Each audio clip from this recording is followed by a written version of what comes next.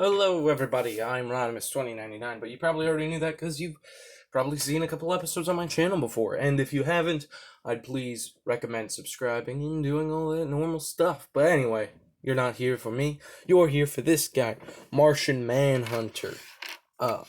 AKA one of my favorite DC characters. He is from the Supergirl show.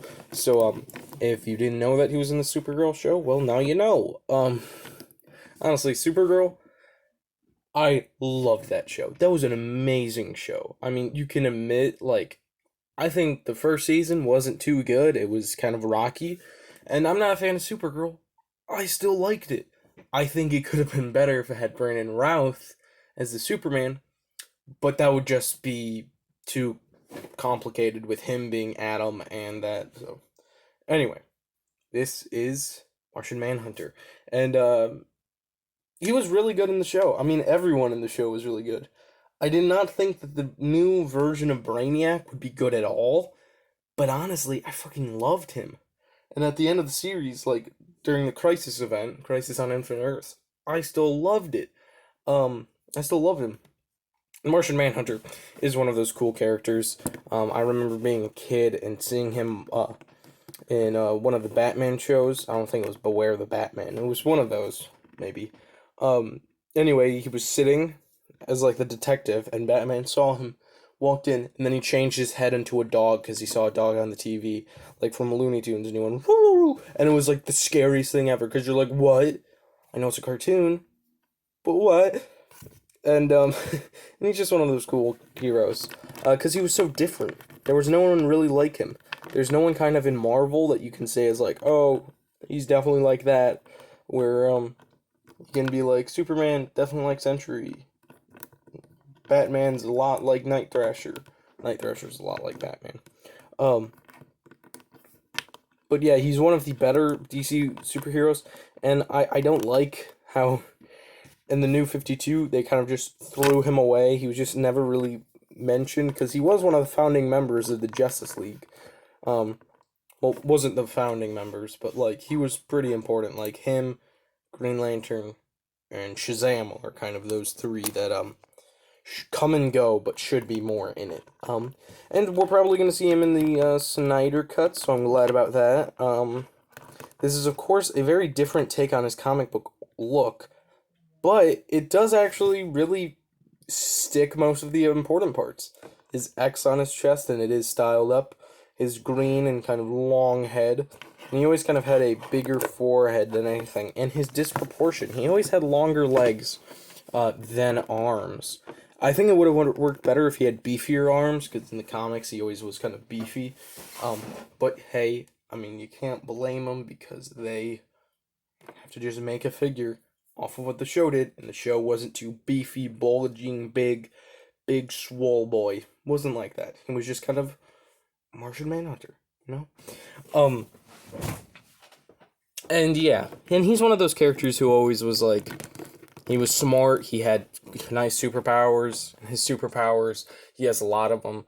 He can fly, he has heat vision, I remember, super strength, and then he also can make kind of his body into whatever he wants. That's why he's able to be Martian Manhunter and then be a man. Which honestly, I think he's cool. I think he should be one of those characters who's always hinted at, kind of in the DCEU, just kind of hinted at, kind of in the shadows, and then you'd finally see him come through. Anyway, let's talk about accessories. He has 2 closed hands, 2 punching fists, 2 of these kind of flying hands, which I do really like. I do like them. Because I'm most likely going to have him flying on my shelf. And then 2 open hands. And those can just kind of be for relaxed poses, kind of stop motions where he's just like, And I like all these hands. I like the sleeveless, and fingerless gloves. That's cool. And these are the DC Direct ones. Not DC Direct. These ones, they do have 2 notches. Be very careful when pulling them out if you have it. If you don't know, I ruined Adams the first day I got him because I pulled too hard and I pulled the first one, and then the second one kind of broke off on it. So yeah, and then just be gentle with these guys. Yeah, and karate chop. And as usual, these are more old style McFarlane figures, I'd say. They are more of that way because they are articulated, and in some areas really nicely articulated, and in some areas really poorly articulated, but they still have articulation. But it kind of just is meant to give you those things that you want, those movements. So you can do a full 360. He has a hinge, which is blocked because of the rubber here and the rubber here, but you can kind of pry that off to get it above, but it is pretty hard. I wouldn't recommend doing it too much. You might end up ruining this. Then he has a hinge that gets him less than 90 degrees, but again, he is an alien, so you can excuse it. Full 360 and a small hinge. It is more visible with the other longer hands, so you know. Then he has a pretty stiff ball joint in the belly, stomach, torso, so you can get up that much, you can get down that much, and can turn. But you're breaking up the sculpt, so I think really up is all you need. And I'm fine with that kind of a limit because his head does have enough range, and it is on a ball joint, so it can do full 360, looks down that much, looks up that much, but still good enough. I'm not going to fault it for anything. Then he has the hip style that I kind of am impartial to. I prefer McFarlane's, and then I, of course, prefer Hasbro's because they work better, but it is kind of a ball joint into a block of plastic. But you can get up. He has really nice articulation in the legs. Goes back that far. Full kick-ass mode. And then hinge, no pivot. But that's all I really need. His legs have more articulation than, let's say, the Atom figure, which I can bring out here, and I'm not going to put on his hands because that fell off. And there they are together. Now, he is taller than the Atom, and of course that makes sense, he is an alien. Comparing him to the McFarlane Green Arrow, the Green Arrow is taller, but yeah. I don't know what I can really say. It's different lines. McFarlane is true 7-inch. These are more 6 sort of inches, somewhat. More 7-ish, but can be squeezed in with 6.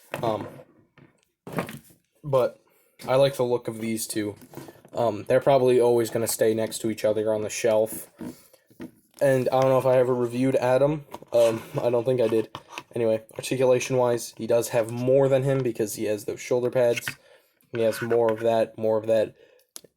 He's limited in the legs, though, so there's always kind of a limit to him. But as it is, Adam has fantastic head range, so I never minded.